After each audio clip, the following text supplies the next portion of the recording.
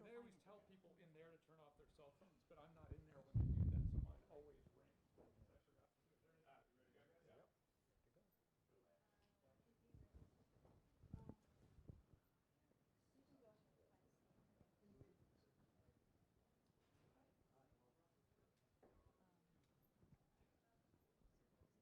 Oh, you sit in the reserved seat. Here, let me show you. Okay, sure. Okay, Miles. Are you seeing mics? You see the lights blink. So I'm going to do mic 6 real quick. Harry, can you just count down from 5? 5, 4, 3, 2, 1. 我已经关掉了. Yeah, there's two of them. Oh, don't worry. Got it. Yeah. Okay, we can. Here, let me take that. Thank you. That's right, that was 6. Going backwards. Can you count down again, Harry? 5, 4, 3, 2, 1. Seen him? Yep.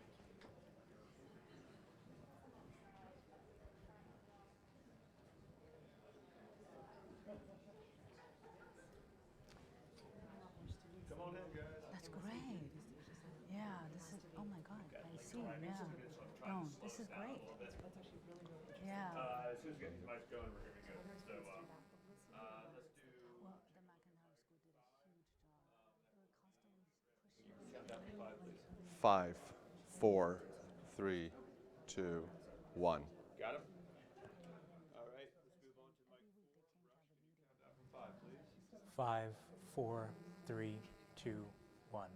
Good. And Shirley, can you count down from 5? We're on mic 3 then. 5, 4, 3, 2, 1. Good. You can sit in Brentley's seat. Build the world's one, you see that? Okay, sideways. Okay, I put your name already on the chair. So go. Should she be tapping, or the handheld one? Handheld one. Okay. All right, so let's do this. Shirley, you go first. All right.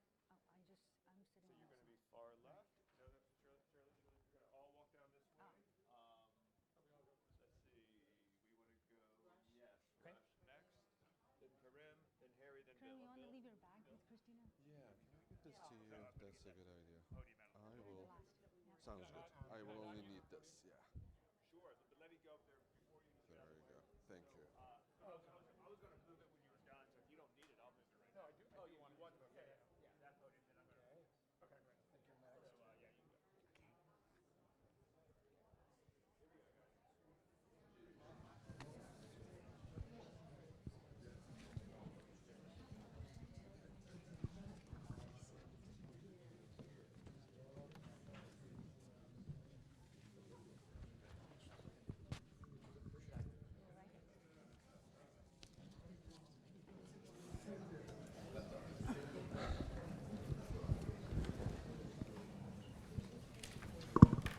Welcome, everyone. Today we're here to discuss the Belt and Road Initiative, a strategic undertaking by China that has global implications. The first thing I think you should know about this topic is that this started as a Chinese story. We have a massive civilization nation that has huge internal balances. Think about the population of the United States, plus all of Latin America, plus the 500 million people in 27 countries in Europe, all together in one continent. That's the size of China. And over the last 30 years, the east coast of China has been the engine where 2/3 of its GDP is produced by about 1/4 of its people. That's meant a flood of workers from the center and west of China to its coast, and a flood of resources from the coast of China back to the center and west to build infrastructure and not just roads and railroads, but also power and other ways of moving resources around China. China is now exporting that deal to its neighbors, near and far, including as far as Africa and Latin America. So the Belt and Road Initiative, often called China's Marshall Plan, is a global and globally expensive effort to connect China to other countries. It's a source of development around the world, and it's also a source of concern. If the Marshall Plan helped the U.S. to secure the market democracies of Western Europe after the devastation of World War II, what is the Belt and Road Initiative trying to achieve? It has the potential to strengthen development, economic integration, and to release the growth potential of the various countries with which it engages. And yet China's emergence as the world's largest manufacturing economy and the largest national market poses direct challenges to American foreign policy. Many analysts see it as a potentially unsettling extension of China's rising power and Chinese approach to economics and politics, and a push for Chinese dominance in global affairs. In other words, the Belt and Road Initiative could reorient part of the world economy toward China. We've brought together scholars and policymakers to share their research experience, perspectives, and to assess the Belt and Road Initiative from both an economic and a political perspective, its implications, and what it means for the United States, and what our response has been and should be. When I say we, let me thank a number of people. First, today's moderator and the newest faculty member at the Miller Center, Shirley Lin, who is the Compton Visiting Professor in World Politics here at the Center. Shirley's interests include international and comparative political economy, national identity, Asian regionalism, and cross-strait relations. In addition to her Miller Center appointment, she has been a lecturer in the politics department here and is a faculty member at Chinese University of Hong Kong. She's a published author with an active commentator on both English and Chinese media. And early in her career with the Goldman Sachs Group, Shirley helped lead the firm's principal investment area in Asia, a private equity arm that sought out promising companies around the world, and was a founding board member of the Alibaba Group. So we are grateful to have her here with us, not just today, but over the course of the next year and beyond. This is a collaboration with UVA's East Asia Center and UVA's assessment of China's Belt and Road Initiative, which is a project we've been undertaking in an interdisciplinary manner with other faculty from across the university.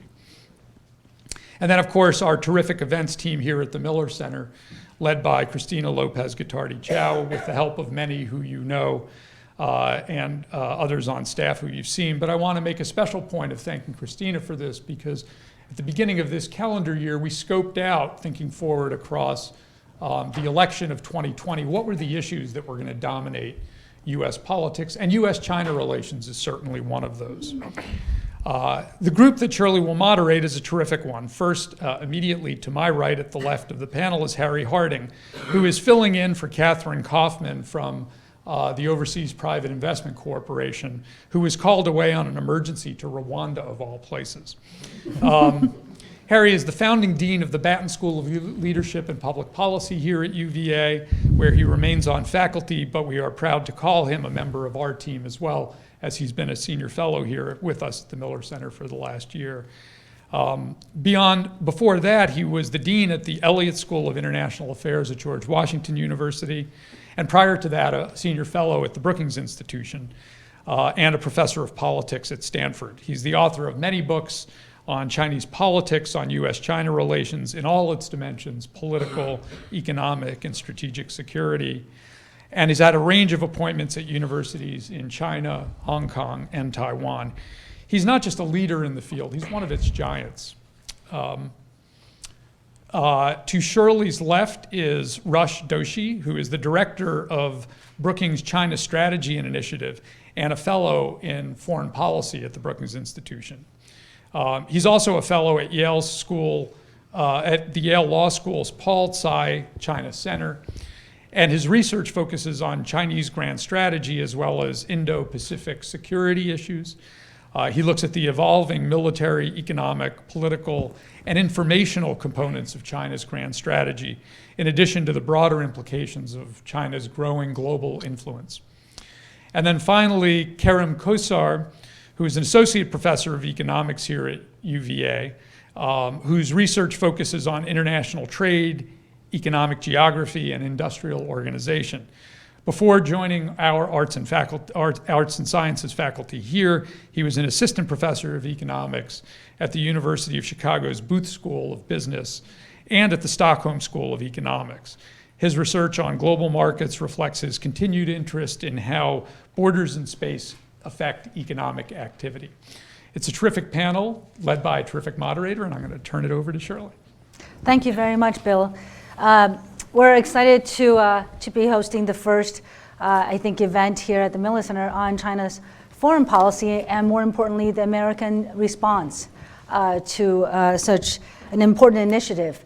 I'm going to start off by asking each of our panelists that has very different perspectives. An individual question, and they have prepared some opening remarks to these questions, and hopefully that will get us to move us forward on some questions of common interest to all three of them. So I'll start off with Rush. You've published widely on Chinese foreign policy, especially in its expansion of its financial architecture and foreign aid. Could you tell us how the Belt and Road Initiative fit into China's foreign policy overall? Sure. First, let me just say thank you so much, Shirley, for the invitation. Thank you, Bill, for the kind introduction, and thanks to all of you for coming today. Hope you enjoyed the panel. So I think of China's Belt and Road as having many possible justifications, many possible explanations that have driven the policy forward. On the one hand, people say that the Belt and Road is really about economic questions, that it's really about fundamentally finding ways to make sure the western part of China is more prosperous, to link it to the rest of the region, to export some of China's surplus in industrial, certain industrial sectors. But that may explain some portion of the Belt and Road. But the reality is that most Belt and Road projects are loss-making. And even if they were all completed, they wouldn't really absorb all of China's surplus capacity. So that raises a question. How much of this is truly economic? And others say, okay, maybe it's not about the economics. Maybe it's about status. After all, President Xi Jinping has sort of put the Belt and Road in China's constitution. He's made it his signature initiative. So maybe it's really just about him putting his stamp on Chinese policy and showing just how wonderfully effective he is. But again, this explanation is complicated by the fact that many Belt and Road projects actually preceded President Xi's rise to power. They weren't called Belt and Road back then. They were part of a going out project that President Hu Jintao had launched, a going out initiative. But anyway, they very, very much precede the Belt and Road, so that raises questions. Is it really about status? And some say, well, okay, maybe it's not about economics, maybe it's not about status, maybe it's about just hype. It's a product of media hype. That is, it was in a speech, it happened to have been picked up by others in the state press and the foreign press, and then before you know it, the media had spun it, both Chinese and foreign, into something more coherent than it was ever meant to be. And well, that's a very interesting explanation. Certainly that's true sometimes with some things. But with the Belt and Road, there's a lot of money there. It's not exactly clear to me that it's all a product of hype. And as I'll discuss a little bit later, a lot of the ideas for Belt and Road were actually laid a decade before it was announced, which suggests a lot of continuity in thinking, not just an accident of media innovation. So if it's not about economics, if it's not purely about status, if it's not purely about hype, then what is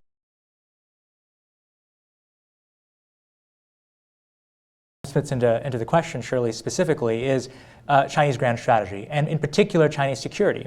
There's a belief that a lot of the Belt and Road will have a variety of purposes. But some Belt and Road projects, whether they be in Sri Lanka or in Bangladesh or in Djibouti or in other parts of the world, have an impetus that is fundamentally about strategy. That is about military access and about the ability to make sure that you have a role in the wider region, commensurate with your influences and your tremendous economy is highly dependent on Indian Ocean sea lines and on the trade that comes from Africa all the way across the Indian Ocean to China. And that's for commodities, that's for exports, that's for everything. So a large part of Belt and Road and a lot of the discourse that we found in our own research at the China Strategy Initiative has suggested strategic motivations behind some of it. But if there's one fundamental point that I think is probably the most important about Belt and Road, it's that we have to admit that Belt and Road is almost certainly somewhat incoherent. Different projects have different purposes. There is no one underlying explanation for everything. Because if you think about Belt and Road as the political economy of China going global, which in many ways that's what it is, then there's no one explanation for all the things that China does abroad. There's no one explanation for all of that. So for me, the most important thing when analyzing the Belt and Road is to think about the individual project. That is the right unit of analysis, not the entire initiative. And when you look at the projects, you can tease out which of the motivations, economics, status, hype, or strategy, is most effective. And I'll just say, I know we've got other. No. Okay, I'll go a little further on that just in case people would like some more detail and texture. If you look at, like I said, the projects in the Indian Ocean, I mentioned that those are primarily many of them are motivated by strategic considerations. That's particularly true for ports. But where China is investing in, say, a dam or a road, the strategic payoff is a little bit less, right? So that's why it makes sense to look at the individual unit of analysis. And finally, why do I think that China is concerned about the Indian Ocean, right? I mean, after all, who's going to stop them? Who's going to take their ships, right? What's the issue? There is a concern that the United States, in any kind of conflict scenario, would actually intervene in the Indian Ocean, perhaps with its allies, to prevent China from accessing some of the goods it needs for its economy to thrive. And this is a belief that dates back to when China first became an oil importer. And it continued to when China in 2003, under President Hu, gave a speech about what he called the Malacca Dilemma, which was all about the Strait of Malacca in Southeast Asia, through which many of the goods China relies on flow. And following that, there was a great discourse in China about overseas interests, people, commodities, and investments. And following that, by 2009, we finally get the foundation for the Belt and Road, not beginning with Xi, but beginning with President Hu, where he gives a speech where he says that China needs to construct a network of interoperable infrastructure that will surround it and integrate its neighbors into China's economy. So the idea behind the Belt and Road is longstanding. There are clear grand strategic motivations behind it, and I'm happy to talk about more of them in Q&A or as appropriate. I'll leave it there for now. Thanks. Thank you very much, Rush. That's a great start to continue to look at different perspective. As an economist, Karam, looking at the Belt and Road Initiative, what are the economic implications for China and also, just as importantly, for the world? So, as an economist, I think my assessment, after all, is consistent with Russia's. Let me give some background on how we can think about the overland transportation component of BRI. So let's just think about the Eurasian land bridge that is proposed. There's a northern corridor, there's a southern corridor, partially completed. There are trains functioning right now. There's new railways, there's upgrades, there's investment in dry ports that is helping to change containers between gauges. So how should we think about all this? How does it fit into the big picture that Rush painted? So fundamentally, there's a coordination problem in cross-border transportation investment. So when you think about the incentives of governments to invest in roads and railroads that go to their neighbors, you can only do that up to your border. For the whole thing to make sense, your partner has to do the remaining part, right? So there's a coordination issue. The entire thing is complementary. Your investment is complementary to your neighbors and vice versa. So one equilibrium, as an economist, we think about what would be the equilibrium of these things when countries do not coordinate, would be underinvestment in border areas. And when we look at the world, we see that even in Europe, when you look at the granulars of the transport networks between France and Germany, after years of integration, there's actually underinvestment in the border areas, and European Union is aware of that. So there's a big project in Europe called Trans-European Transportation Network that is funding corridors in every direction. So that's one way to think about BRI as well. There are all these countries that are in the region, and China is big and patient enough to internalize these long-term benefits, so it comes in and coordinates and finances and constructs the whole thing. So that's kind of the benign view of how the economics could make sense. But unlike the European case where these projects have clear market logic, as Raj said, many projects, many components in BRI do not make sense when you look at them either as a network or individually. So let me give you some numbers. I mentioned that there are already, and this has been well publicized in newspapers, there are now regular train service between dozens of cities between China and Europe. Actually, just last week, the first freight train arrived in Istanbul through the southern corridor, passed the train tunnel under the Bosporus and went on to Prague. So it was a big deal for the BRI people. But what these train links do is basically cut the maritime shipping time from 1 month to 2 weeks. So you gain about 2 weeks of shipping time, which for the majority of low to intermediate value-added goods that are being shipped, it's really not that big of a deal to gain that 2 weeks of savings. High value-added light stuff is already shipped by air, so it's not going to substitute that either. And when you look at the cost differential of container shipping by ocean-going vessels versus train, container shipping is by far the cheapest thing because it's large scale, it's well established. One of the sort of regular containers you would see around, a 40-foot equivalent container, costs $3,000 to ship from Shanghai to Rotterdam. By train, it costs about $8,000. So without the huge subsidies that China is giving to make up the difference, this thing wouldn't make economic sense. So where does that leave us? What does that mean? I think when we look at BRI, this land component at least, as an option value, as an insurance for China, then it starts making sense from a security perspective. So as we talked, these waterways, the Malacca Strait, the Indonesian archipelago, the Indian Ocean, these are bottlenecks for China. It imports a lot of its oil from the Gulf region. So recently we had issues in the Hormuz Strait. Going to Europe, it doesn't enter. You have to go through Suez Canal. So there are all these issues of potential conflict, and you can be blocked. So the cost obviously would be higher if you don't have an alternative, if you cannot substitute these with different modes or different routes. And that's where the land bridge kind of comes in. To assess this, I did a project with a brilliant undergraduate student at UVA. We just finished it, and we called it The Geopolitics of International Trade in Southeast Asia. We basically modeled with geographic simulations the trade between all these countries in the world, and asked the following question: what if we block these waterways for a while, either for reasons of conflict or some failed state? For some reason, you cannot navigate through the Malacca Strait. So you are forced into long, substantial detours through the south of Australia. Maybe the entire east-west passage between Indian Ocean and Pacific will be hampered in a potential scenario like that. So the GDP impact on the countries in the region is substantial. Even in the best case scenario, not even considering oil and other critical imports, you have about more than 10% GDP impact on Philippines, Malaysia, Vietnam. It's about 3 to 5% for China, again, at the best case scenario. So in case this happens, and this is without considering the land alternative, as I mentioned.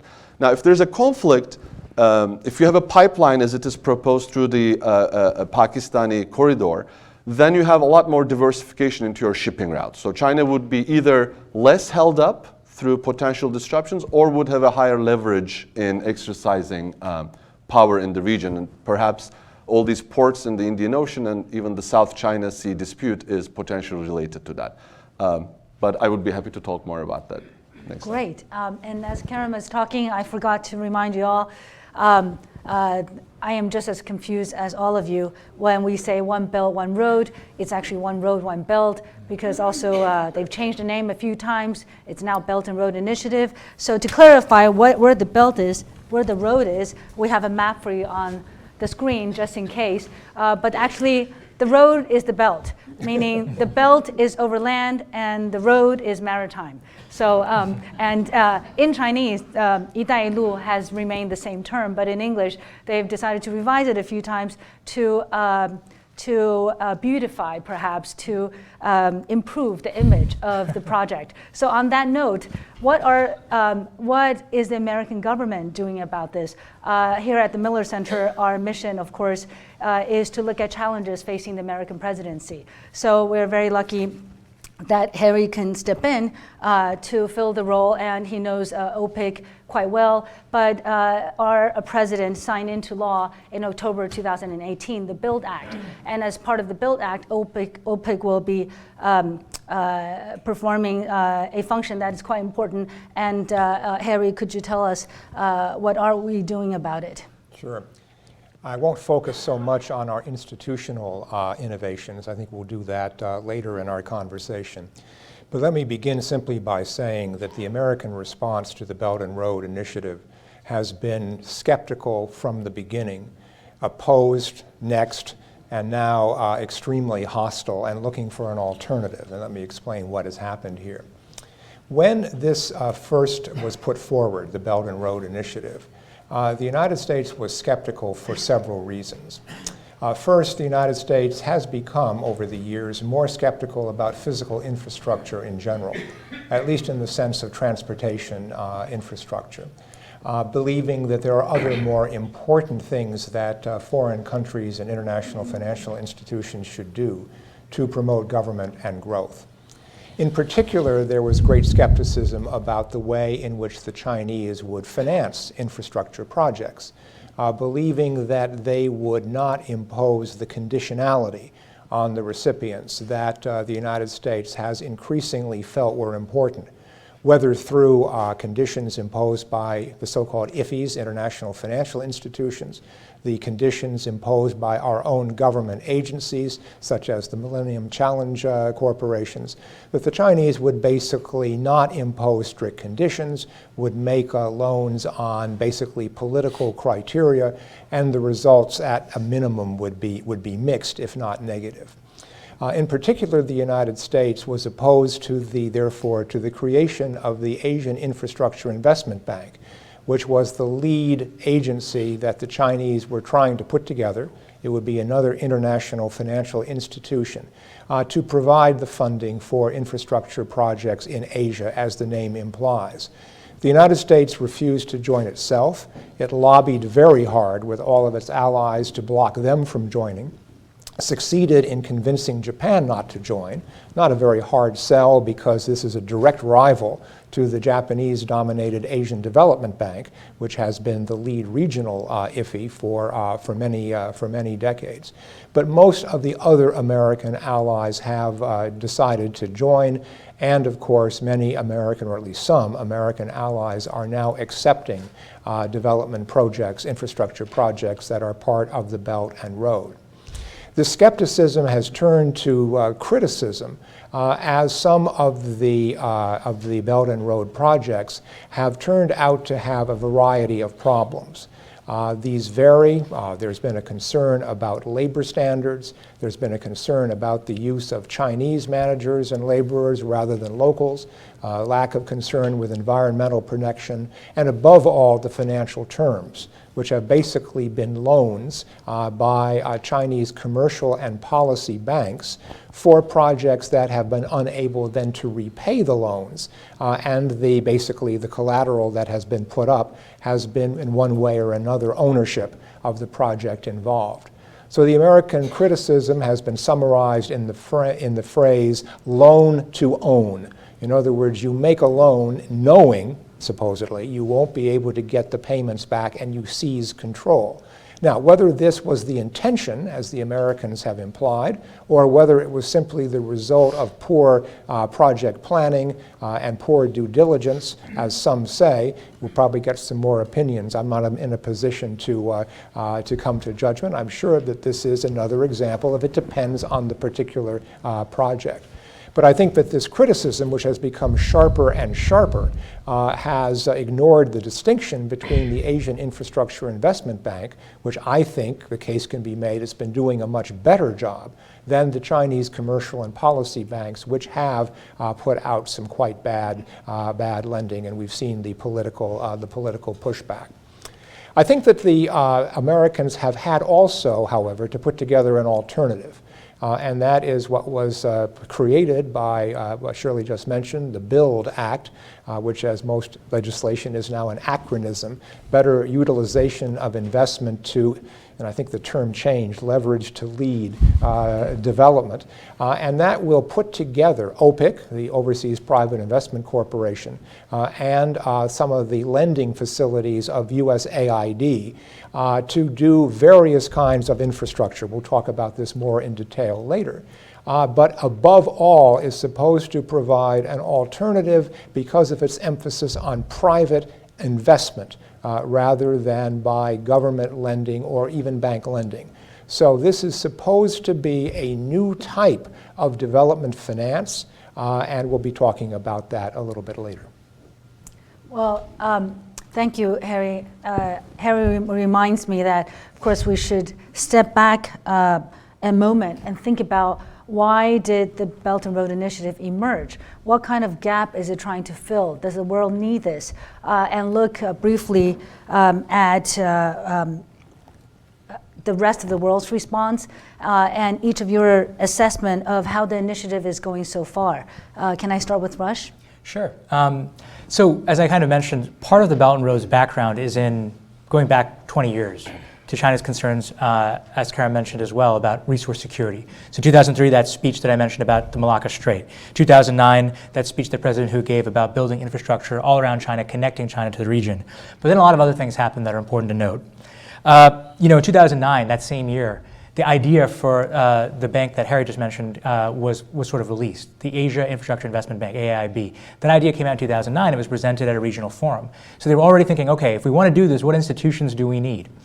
And then in 2012, we have a very interesting essay that's published by a scholar who was quite influential in President Hu's administration. His name was Wang Jise. And his essay basically said that China faced all kinds of challenges to the east. It faced maritime disputes, this is his list, maritime disputes, island chains, the US Navy, and wary neighbors. And the essay was titled Marching Westward because to the west, over the land, to some degree, China faced fewer political alternatives. And his direct quote is, unlike East Asia, there is no US-led regional military alliance among the countries to the west, and there is no possibility that one will arise. So when you put it all together, you see on the maritime dimension, what we call the road, there's an interest in those ports to make sure you have some security of resources. On the land direction, there's a desire to be able to reach your markets without having to go through hostile waters or hostile countries or adversaries. And so that was in 2012. By 2013, President Xi has given some speeches. He goes to Kazakhstan. The ambassador there is a very promising individual named Le Yucheng. He's now fast-tracked to maybe be one of China's top foreign policy advisors. At that speech, President Xi announces sort of the land component of the Belt and Road, and then a few months later he gives a speech in Indonesia where he announces the sea component. So we see consistent prioritization of this effort going back.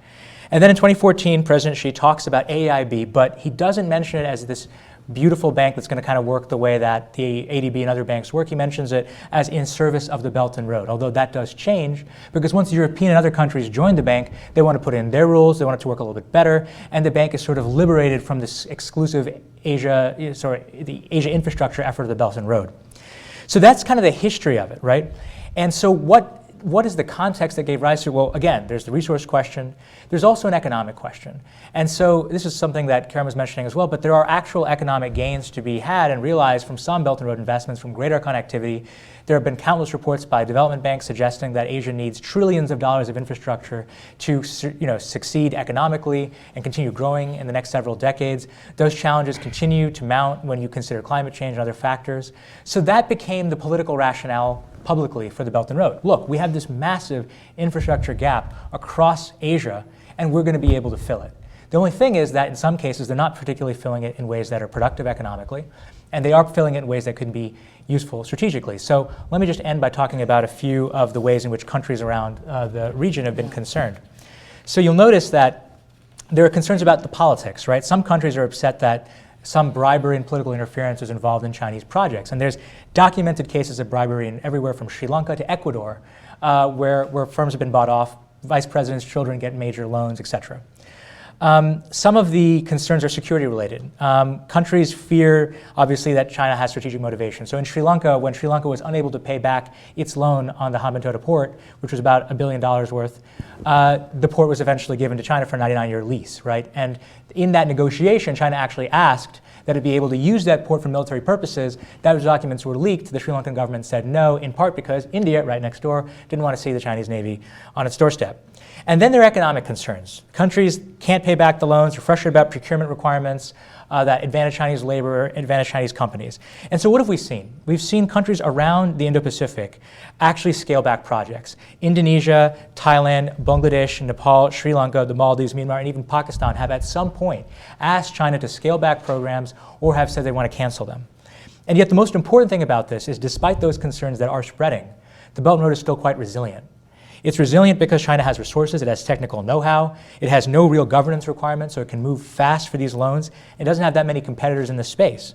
And so in many cases, Beijing's been willing to adjust the terms of its loans. Like in the Malaysian case, it reduced the price tag of a project by 1/3.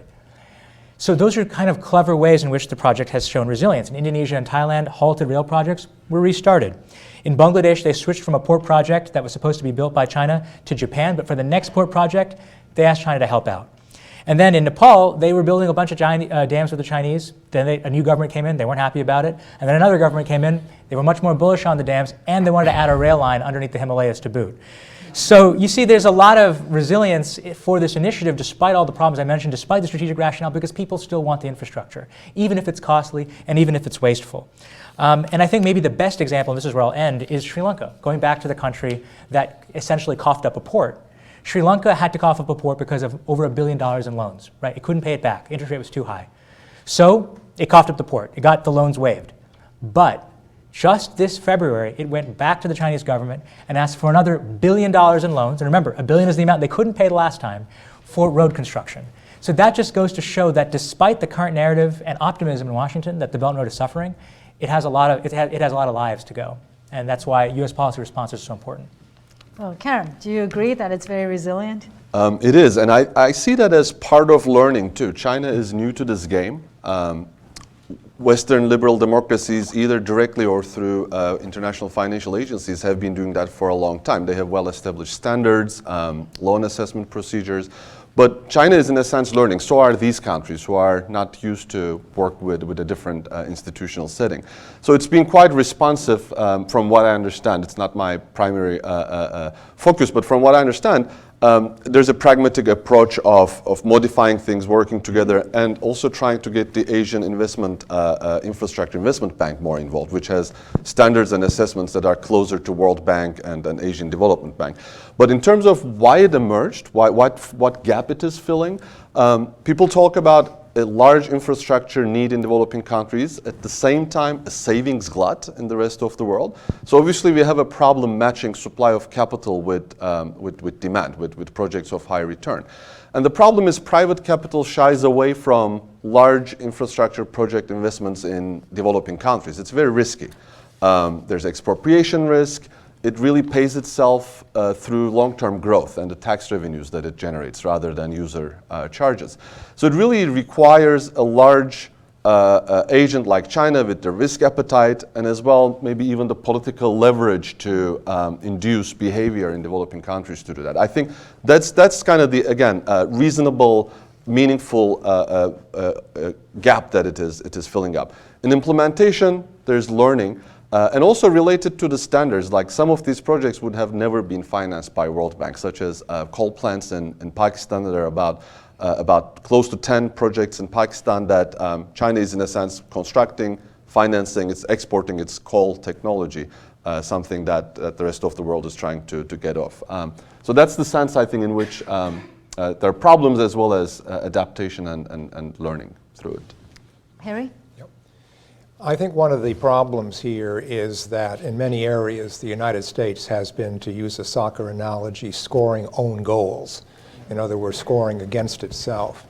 And although this is only one part of a broader picture, I think that the infrastructure investment gap was to some degree an American creation. And I'll give you two personal stories to illustrate this. The general story is the United States government became, as I think I implied earlier, more skeptical about the importance of infrastructure, physical infrastructure, relative to other aspects of development policy.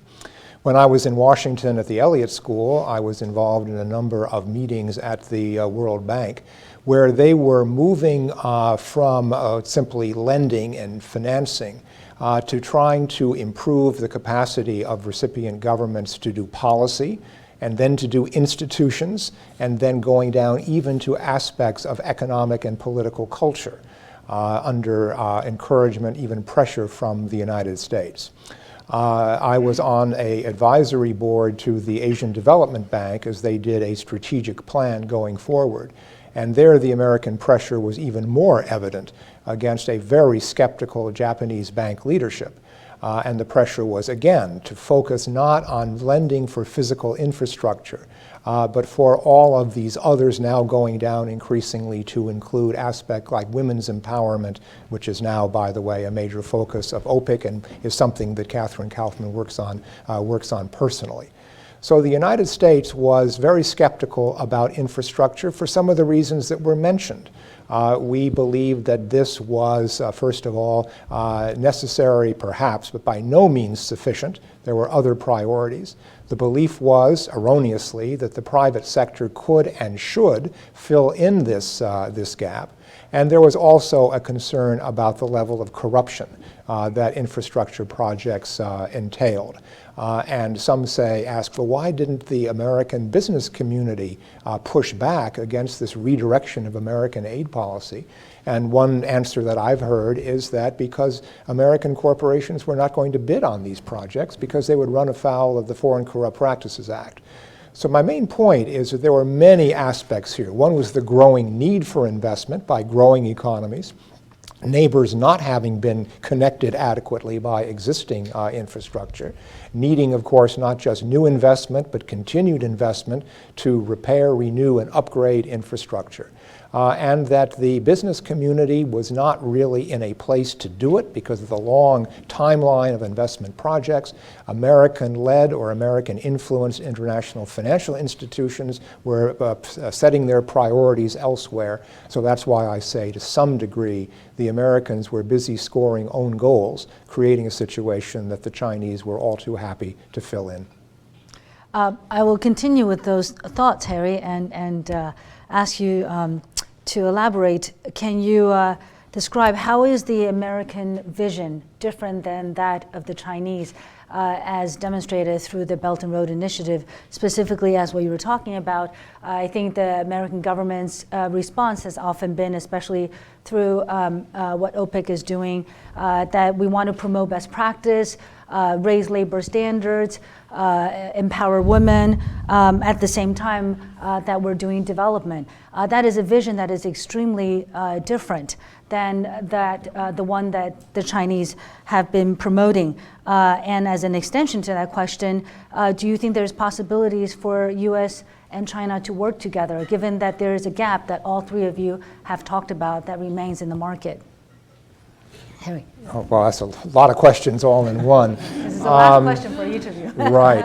I think it is a different vision, obviously. I think the Chinese, as Karim has said, are learning very rapidly, and the AIIB has been doing that from the beginning. So I think that they are meeting many of these standards and criteria. But I think that on the basis, we had a conversation this morning with a member of Catherine Kaufman's staff. I don't want to claim to be speaking for her, but what I learned from that, and putting it in my own words, is that basically this new American body, the International Development Finance Corporation, could be seen and development in the same way that the trade agreements that we are trying to negotiate or renegotiate are called WTO+. That is the WTO requirements and standards with additional things added on with regard to everything from environment to labor standards, labor rights, and so forth and so on. So I would call this, on the basis of what she said today, this would be World Bank and IFC, the International Finance Corporation, plus. In other words, it would be the same rigorous project evaluation of the international financial institutions, plus a new set of standards, and because of her job, a particular interested on looking at, as she said, development through a gender lens. So the idea is to go beyond the existing standards of the World Bank and the IFC to include additional standards that are important to Americans. And all of this, the U.S. argues, goes far beyond what we would cynically say are not the standard lists, because we've heard a very good discussion of what the Chinese intentions and aims are, but the very different standards of the Chinese. So that is how it differs. Secondly, an even more important difference is, of course, the United States, through this new agency, is trying to bring private capital into the mix. and doing this by using this new agency not only to make some direct equity investments itself, minority shares to be sure, but equity investments in what they call a new stage of infrastructure. Basically a 21st century or next generation infrastructure that focuses more on telecommunications, 5G in particular, than it does on the more traditional transportation hard infrastructure of pipelines, ports, railroads, airports, and so forth. So it's to bring in not just American, but also other foreign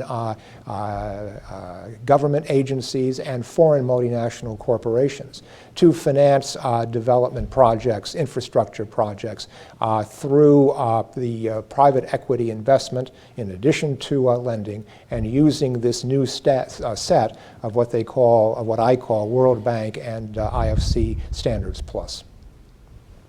Thank you, Harry. Rush, could I also ask you to address whether there's possibilities for the U.S. and China to work to collaborate? But you talked about... Because I didn't answer that question. Yes. The answer, I think the more competitive the relationship becomes, the less likely there's going to be cooperation on just about anything. So your answer is no. Yeah. there are Thank certainly you for very possibilities, but they're not going to be seized. Assessment. Rush, would you agree or disagree? And on top of it, thank you for addressing the issue, which I think is very important, is how does the rest of the world, we're so mired in looking at the bilateral relationship, but there's a whole world out there that's looking at this in a much more nuanced way. And the backlash created is what we read in the New York Times or Washington Post. But could you also talk more about the possibility of China perhaps learning, as Karim said, and improving this so that actually it does meet the world's need and for the U.S. to collaborate? Yeah, so first I'll just talk about how they've learned, and then I'll go into what this means for the U.S. So on the first part of it, as I mentioned, there's been this clear backlash throughout the Indo-Pacific. The places where they first began launching these projects, people haven't always been satisfied with the quality of work. Some Belt and Road projects, not explicitly called Belt and Road, have been in West Africa or in Latin America. There's an Ecuador dam project. There's some projects in Equatorial Guinea. That's where actually, I mentioned earlier, some corruption and kickbacks to a president or vice president's son occurred. It was a $25 million check that was, sort of directly routed there. That creates problems, right? That creates unhappiness among people in those countries about the corruption, about the lack of transparency, about the lack of local labor. But China's goal in all of this has been to make sure that it diffuses some of those concerns, and that's tough.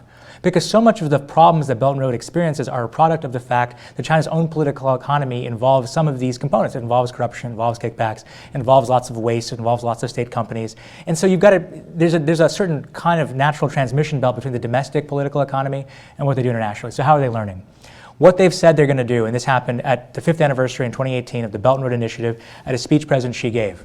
He says, we're going to go from the broad brushstrokes, so those are the big projects, to the fine brushstrokes, smaller, targeted projects that are less difficult to implement and less likely to provoke backlash or corruption or instability politically or take people's land, etc.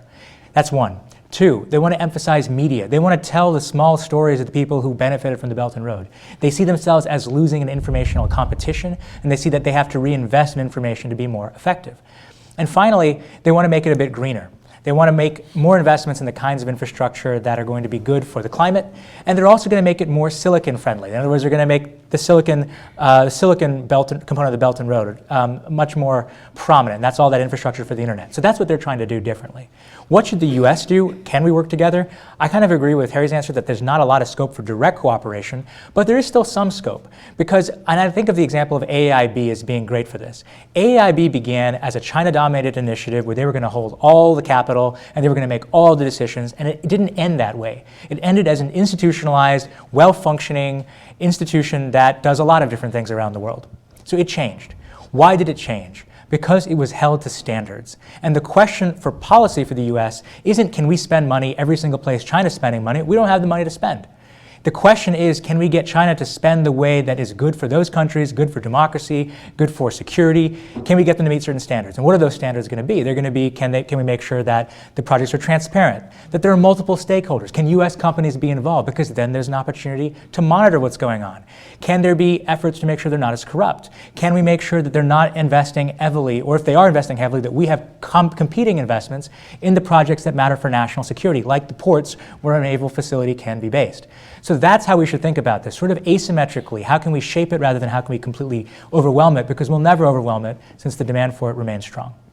Thank you, Rush. And Karam, I have, I think the hardest question for you, to broaden this even more. What is the importance of infrastructure in terms of development? Is it so important? And to use OPIC's term, is it right or wrong to focus on hardware rather than software? Are there things more important than building roads and bridges? How about all of those best practice that OPIC wants to promote? And finally, from your vantage point, is there any room for collaboration? Well, with how infrastructure matters, or whether it does, for the initial takeoff in growth and development, that's kind of a million-dollar question in economics. Is a big push necessary or sufficient to sort of put economies in a path of development and tapping into global supply chains and developing their manufacturing base? Or do these investments come measured hand in hand as a result of development that emanates from somewhere else, from human capital investments, from institutional improvements? I think the answer is complex, and it's two ways. I personally, when I look at the evidence and sort of case-by-case research, the evidence is very weak for this big push idea that you go in big time, create infrastructure, and that helps you to take off. It's, I think, the other way around. Even China's own experience in 1980s, it didn't start with these kinds of investments. That came at a second stage where you get to a point where the scale of the market is big enough, it actually justifies these kinds of investments. And I think that's where, even without coordination, US policy can make both a complementary, can play a complementary role and also offer an alternative vision. In terms of complementarity, there is need for hardware at some point for some sort of projects in some places. Let them build it if we don't have the institutions or the willingness to invest in those. But or comparative advantages in the software of international trade, of sort of international multilateral governance. And that's unfortunately a time that the US is kind of undermining these institutions in a sense.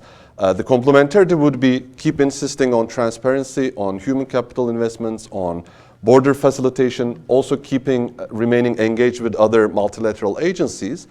And in terms of, say, an alternative vision, I think TPP was a perfect alternative vision for BRI. It overlaps with some of the countries in the regions. It's a deep, modern trade integration agreement that could have been a template for other ones. And right now it's of course shelved, but I think that's the kind of engagement that the US can make, both to offer an alternative and also to benefit in a sense from the hardware that's being built. I think Harry wants to jump in on the TPP. Well, there's probably another example of scoring an own goal to come right up to the final stages, and then the United States withdraws. The TPP continues in not only reduced numbers of members, but also in somewhat softer requirements, as many of those who are remaining in, the first thing they did was to then withdraw the really tough concessions that the United States demanded. I think that this was an American failure. It was not just the Trump administration. All of the major candidates in the 2016 election, including Bernie Sanders and Hillary Clinton, as well as Donald Trump, said that they had, at a minimum, very serious reservations about the TPP, though Trump was the one who actually fired the fatal shot that significantly wounded it, if not killed it. I think that in addition, the TPP was not sold well by the Obama administration. Basically, he sold it as an anti-China measure, saying that if we don't write the rules for trade in the Asia-Pacific region, the Chinese will write them. And of course, that is an argument for it. But basically what he did not make the case for was how this would actually benefit the American workers and the American economy to a public, as well as other members of the Democratic Party, who at that point, as we know, were very skeptical about free trade agreements in general. and the mix of costs and benefits to the United States. So it was, I think, like all agreements are, probably a flawed agreement. But I think the main problem from my perspective was first that the Obama administration could not sell it even to members of its own party and put forward, I think, a flawed argument. And then, of course, the Trump administration did the final coup de grace to this agreement. We are very pleased today that I see a lot of young faces. We have a student coordinator who has a mic, and we welcome questions. Maybe we could start a question with a student. There.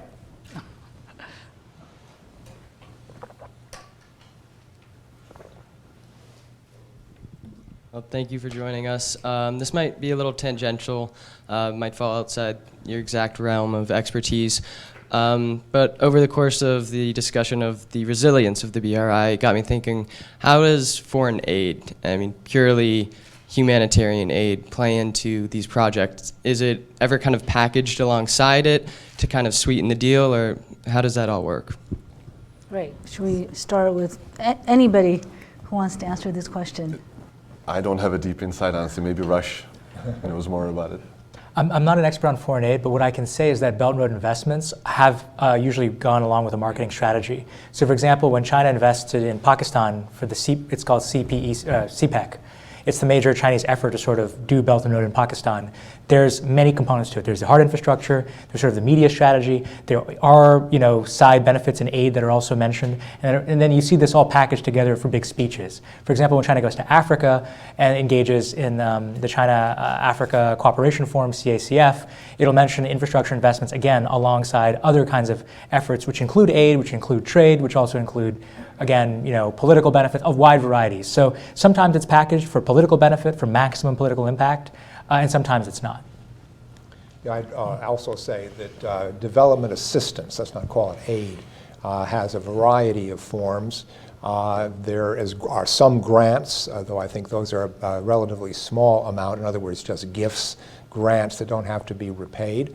You could say that from the American perspective, the most important source of grants are basically the scholarships and fellowships that are given to foreign students coming to the United States that then do not have to be repaid, but significantly increase the human capital of the countries involved, assuming, of course, that the students return to their home countries, either permanently or temporarily. There then, at the other end of the spectrum, would be loans on conditional terms or on commercial terms, and then in between a wide mix of projects, many of which, of course, are non-governmental, and those are more likely to be grant-like.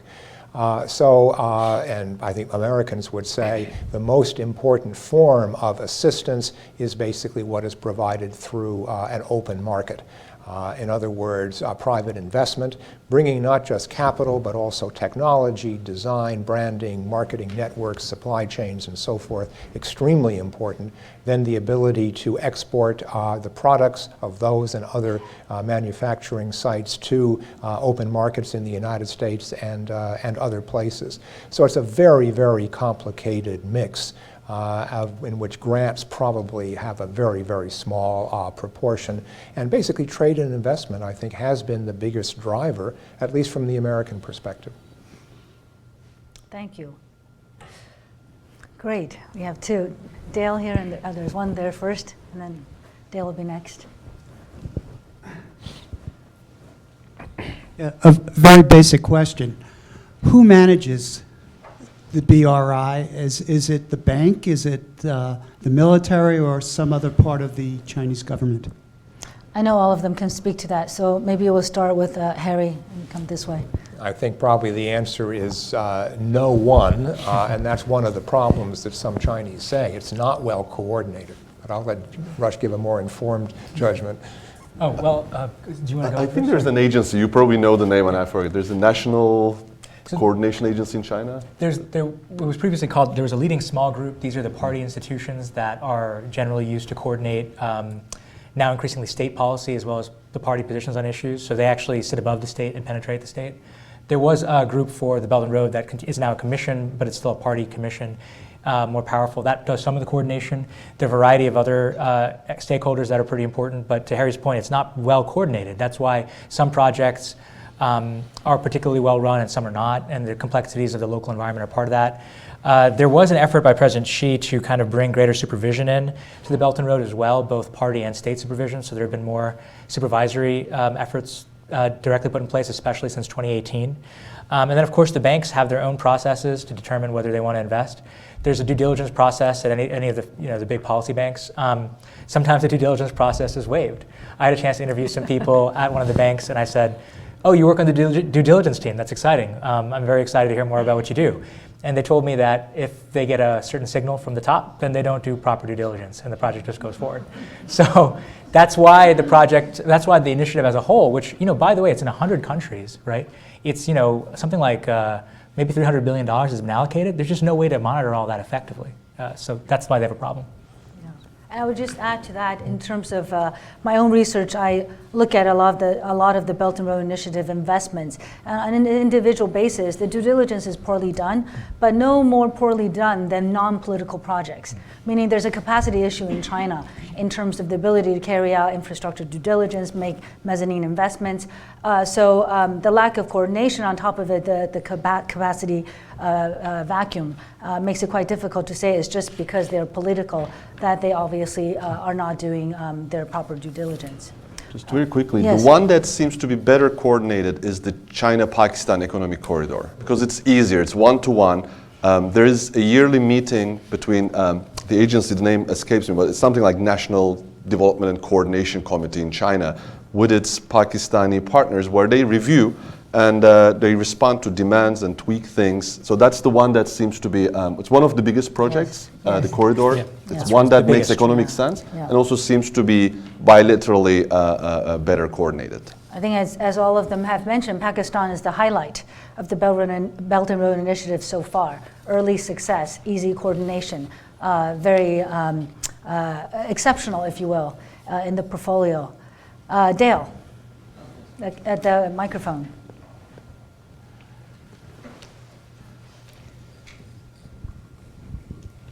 Hi, excuse me, Dale Copeland, Department of Politics at UVA. Great discussion so far, and I want to try to expand it on the geopolitical side, especially thinking about some of the comments by Rush. I agree with that it's largely a mix of economic and geopolitical motivations, especially the concerns about access to raw materials and markets. But I'm wondering if there's a couple of ways we can cut at this. One would be to look at China's, China's domestic politics and the Communist Party's legitimacy problem. And especially when you think about the development of the West and the Xinjiang province and the problems that they have there, or at least the problems that are going on as we speak. And then the other aspect of this, I think, is actually understated by the media, but it's the problem that China has in having a truly convertible global currency. There's a problem that all authoritarian states have had in history, that if you make your currency globally convertible, a lot of people take their money and they flee, and rich and middle-class citizens might flee China. So there's always that problem. But I think there's an ironic twist when it comes to the Belt Road Initiative, namely that China puts all this money into helping countries in Africa and Southeast Asia develop, for example, their raw material productions and their transport of raw materials, and yet those countries would like to sell those goods to countries with convertible currencies, European currencies, Japan, and obviously the United States. So I'm wondering if there's an ironic benefit to the West, as we used to call it, of this whole Belt Road Initiative, that China puts all its money forward, develops the infrastructure, and then we actually get lower prices for these raw materials because supply of raw materials from Africa and Latin America goes up. So in the end, there's the geopolitical implications are actually that the West benefits from China's willingness to build these roads because China, given its non-convertible currency, can't take advantage of the very investments it's putting forward? Well, I just want to say it's an excellent question to ask Rush. He wrote a very good article last year, Strategic Asia, right? Yes. 2019, on Chinese financial architecture and the internationalization of renminbi. So in addition to his Belt and Road Initiative work, you're the right person to answer that question. I'll give it my best shot. I mean, speculating about currency is, well, always speculative. So I think when it comes to the question of, well, maybe do the first one about the party. Yes, there's an obvious party legitimacy component to Belt and Road, and Xi Jinping clearly saw this as some way of burnishing his own record and credentials and differentiating himself from his predecessors. There is that component, but there is at the same time a cross-cutting tension, because some people say, hey, why are we spending $300 billion around the world when we could be spending that money on our second and third tier cities, or you could use that money to subsidize housing, which has gone up like fourfold in Beijing over the last 20 years in price. There's all kinds of issues that people would rather see the money invested in. And so there's a kind of tension there for sure. Not to mention that the Belt and Road itself, again, precedes him to some degree, and so it wasn't always so well branded for the party. On the currency question, which I think is extremely fascinating and perhaps one of the most important parts of the trade war, of the U.S.-China economic relationship, of everything, but we just don't have enough horsepower intellectually, all of us, to understand it because it's so complicated.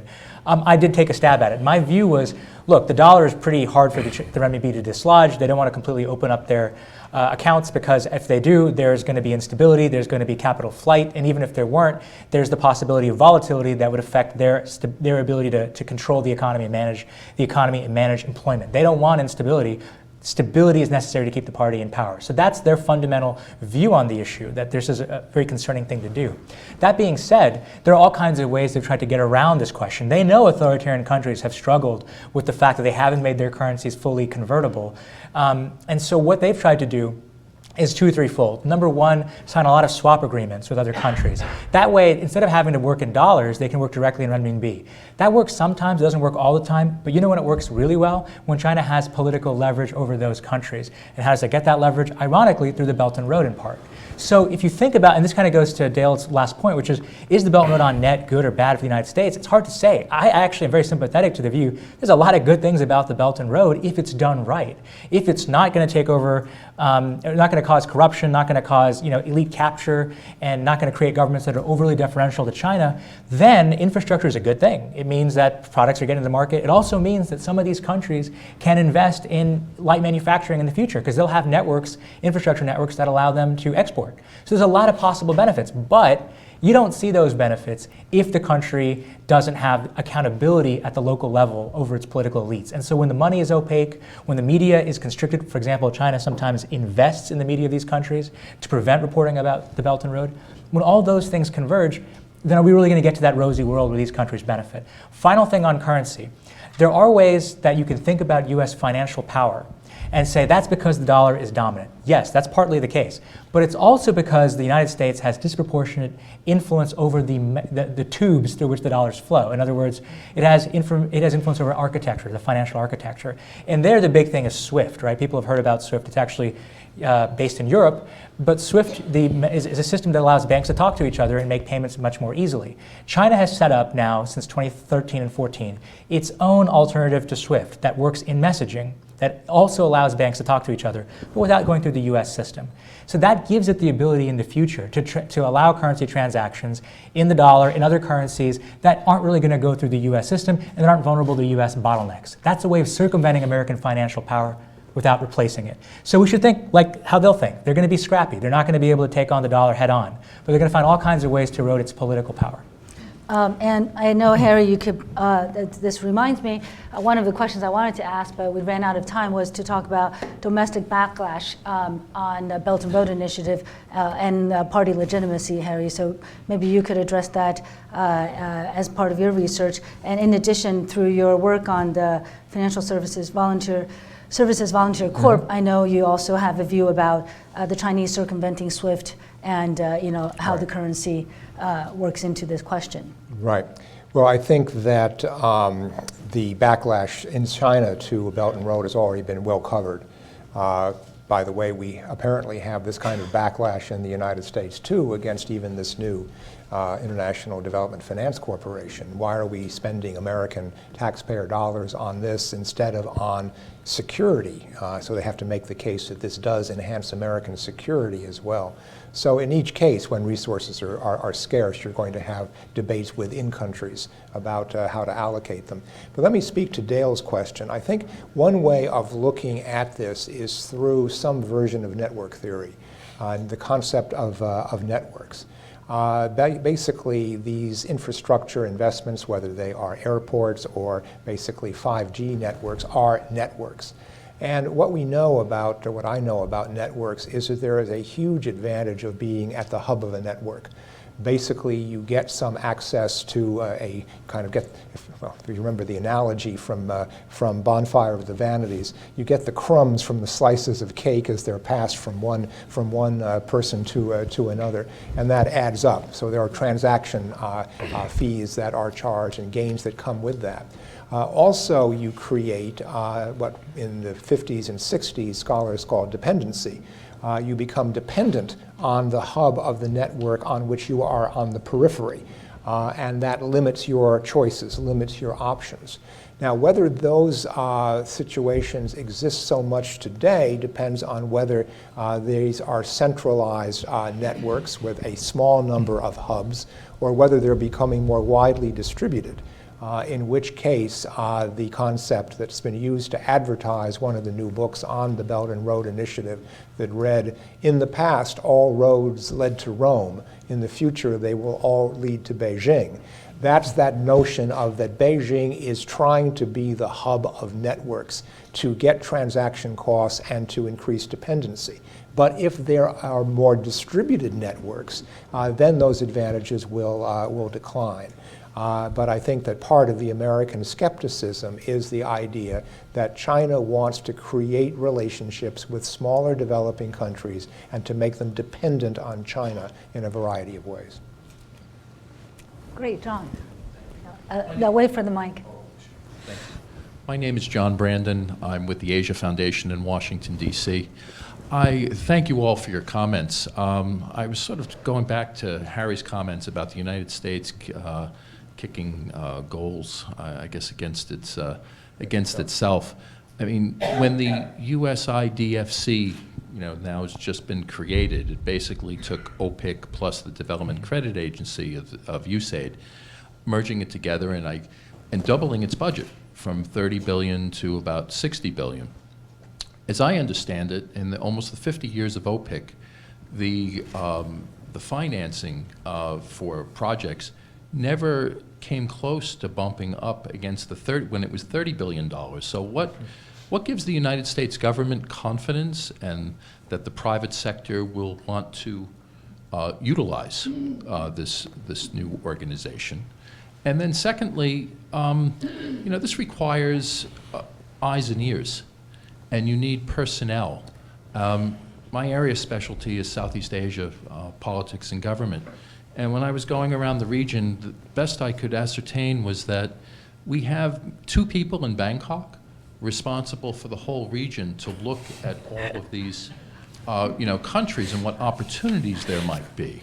And so might the USIDFC be thinking about investing more in personnel as well to be able to utilize these funds and to encourage the private sector to take advantage? Great question, John, and thank you. I see many faces also all the way from DC to come to this event. A great question. Harry? Well, I'm going to let you, I know you have thoughts on this, but I would simply add to the critique of OPIC and therefore by extension the fears about the new agency, is that in the past, OPIC dealt primarily, because it's basically supporting private sector investment, right, basically ended up working primarily in upper middle, if not advanced economies, because that's where the risks were lower. And so I didn't realize that they'd never even bumped up against basically their financial limits.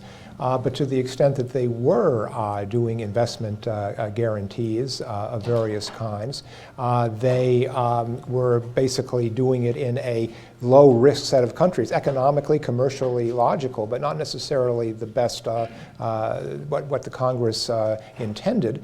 Now I understand that the legislation now requires that the bulk of the new agency's work be done in poor and low-income countries. Still, that doesn't require them to spend. It just means that where they spend, where they invest, needs to be in these areas. But I'll let Shirley answer. She knows far more about this. No, I would just add Harry's answer that quite well. We're coming up to the end of our program. But I would just say that I think, the U.S. focus to do private-public partnership is very difficult to imagine, as the BUILD Act in October 2018 that was signed basically mandates to move into lower middle-income countries. And this is not something they are experienced, or as you mentioned, the last few decades. And also they've been focused very much on loans, and they're going to move into equity, albeit minority stakes. And I think that investing in equity and debt are totally different instruments, require different expertise, and requires manpower when you're going to all these new places. So I think that there are a lot of structural challenges that that requires our institutions to really change quite quickly. And I find it difficult to assess the prospect of that based on the last few decades of what we've been doing. And they have not even been let's just say that to have private companies be engaged with lending to countries in the lower middle income group that are looking at 30-year payback is very difficult to imagine to make it work. Although OPIC is very focused on doing this strategically to make sure not only to make the investment, but also to bring in best practices, hence making the challenges even greater. Last question. Thank you. That's fascinating. So one of the things that's been done, at least in Pakistan, is that U.S. corporates have been involved. For example, GE is supplying boilers and steam turbines for power plants, coal-based power plants. So one of the things that's been missing is this whole talk about how U.S. corporations or Western corporations, for example, ABB, Alstom, Siemens, GE, how they perceive the Belt and Road Initiative, and whether they can act as levers of, sort of pushing governments in the West widely, be it Germany, France, et cetera, to, sort of become or make it more cooperative as opposed to, sort of antagonistic relationship. Would that pan out, or can that work? I'll start with Rush. I don't think so. I had talked to a lot of corporations earlier in the Belt and Road period where they were very excited about the opportunities. Some of them, GE was the first U.S. company to, I think, win a Belt and Road contract, actually. I don't know if it was for a Pakistan project, it may have been elsewhere, but they were the first. And they had pretty good relations with the Chinese government, which helped. Not all the companies that have the capacity to actually do work on these projects are getting the offers. And so why is that the case? Because part of Belt and Road does have this domestic economic rationale. And just like sometimes US or European aid is used to benefit US or European companies, Chinese aid is also used to benefit Chinese companies. So that reduces the scope for involvement. That being said, when the question was raised earlier, where are ways the US and China can work together? This is one of those areas. And so as China is thinking about the negative image that Belt and Road has, were they to put forward a more institutionalized process for adjudicating, for example, procurement and other matters, the way that AAIB does it, that would be the solution. So I'm very much thinking about how can we increase the standards of Belt and Road, how can we institutionalize the Belt and Road, how can we multilateralize the Belt and Road, because when you do those three things, you reduce some of the issues that we currently see and you make it better for everyone. Right. Whether they make it more competitive also is related to the political economy of China itself, right? Yeah. So it's kind of hard to think it independently. So Western companies kind of operate within the framework that the Chinese have been allowing so far. So it requires this kind of two-way. From the Pakistani perspective, obviously, it makes sense to make it competitive because we don't want to borrow extra to pay for second-best stuff. When it comes to some other, and related to the earlier question by Dale, when it comes to, for instance, mining concessions, that's one area they can get around and kind of link specifically if there's an infrastructure building the mine to the port, make sure that the concession also goes to the Chinese firm. That is another way there could be a pushback against the BRI project. Great. Harry, last word. Well, I think, again, I keep coming back to the nature of the U.S.-China relationship. And I think that there are, since I used to work in this business of political risk assessment, American companies are going to be concerned about political risk. They're going to be concerned not only in political risk in the countries in which the Belt and Road Project exists, they're going to be worried about the political risk in terms of the U.S.-China relationship, that will the Chinese target them or exclude them. And increasingly, I think they're going to be worried about domestic reputational risk in the United States. Where activist stockholders basically say, why are you doing things that support, as Russia said, various aspects of Chinese national interest? So I think that logically there are a lot of ways, and these needs are huge. And it's right, we have different things, different comparative advantages. We could work together, but and at one point, Shirley and I were talking about writing something about how we might work together after the St. Petersburg Harry conference. says no. So. No, well, Very short article. and the two of us are lazy, and we didn't get around to it. But I think that just in the current state of U.S.-China relations, rather than this driving us back to greater cooperation, in this instance, I think the cooperation is going to have to come first. Well, thank you very much for joining us today.